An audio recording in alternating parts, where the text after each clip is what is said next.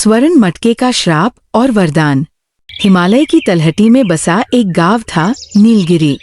यहाँ के लोग अपनी सादगी के लिए जाने जाते थे। लेकिन गांव के ठीक पीछे एक पुरानी गुफा थी, जिसे अंधेरी कंदरा कहा जाता था। वहां के बारे में प्रसिद्ध था कि जो भी लालच के साथ वहां गया, वह कभी वापस नहीं आया।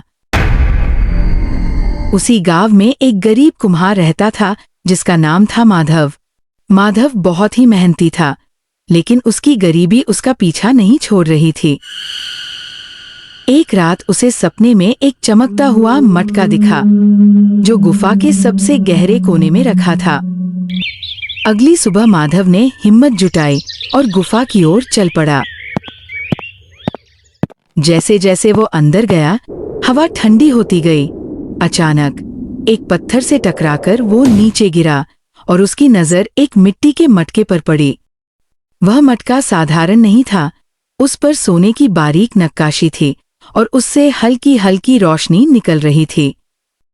माधव ने जैसे ही उस मटके को छुआ, उसमें से एक गूंजती हुई आवाज आई, मैं तुम्हारी हर इच्छा पूरी कर सकता हूँ, लेकिन याद रखना, मेरी भूख कभी नहीं मिटती। माधव उसे घर ले आया। उसने मटके से मांगा, मुझे आज रात के खाने के लिए अच्छे पकवान चाहिए।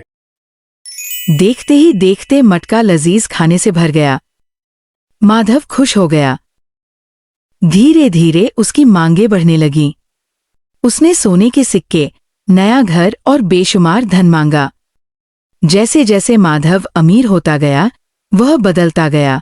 वह अब अपने पुराने दोस्तों को भूल गया और गांव वालों से दूरी बना ली। लेकिन एक अजीब बात होने लगी।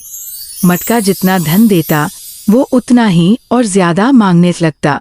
एक दिन मटके ने शर्त रखी, अगर तुम्हें और सोना चाहिए, तो तुम्हें गांव की कुएं का सारा पानी मुझे देना होगा।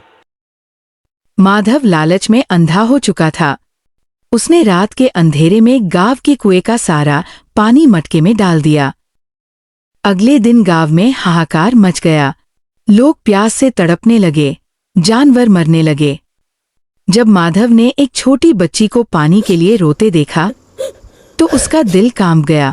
उसे एहसास हुआ कि उसने दौलत के चक्कर में अपनों का जीवन दांव पर लगा दिया है।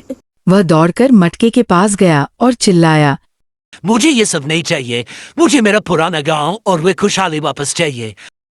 मटका जोर से हंसा और बोला,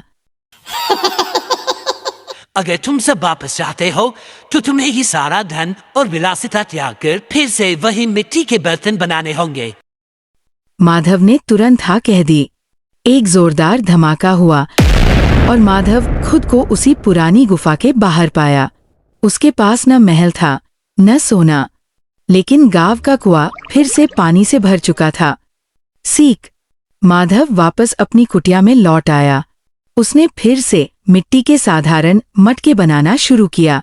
अब उसके मटकों में जो ठंडा पानी होता था, वह किसी सोने से कम नहीं था। उसने समझ लिया था कि मेहनत की कमाई में जो सुकून है, वो जादुई दौलत में कभी नहीं मिल सकता। दोस्तों, अगर आप लोगों को इस कहानी का अगला पार्ट चाहिए, तो कमेंट जरूर करें और अपने इस प्यारे चैनल को सब्सक्राइब जरूर करें। धन्यवाद।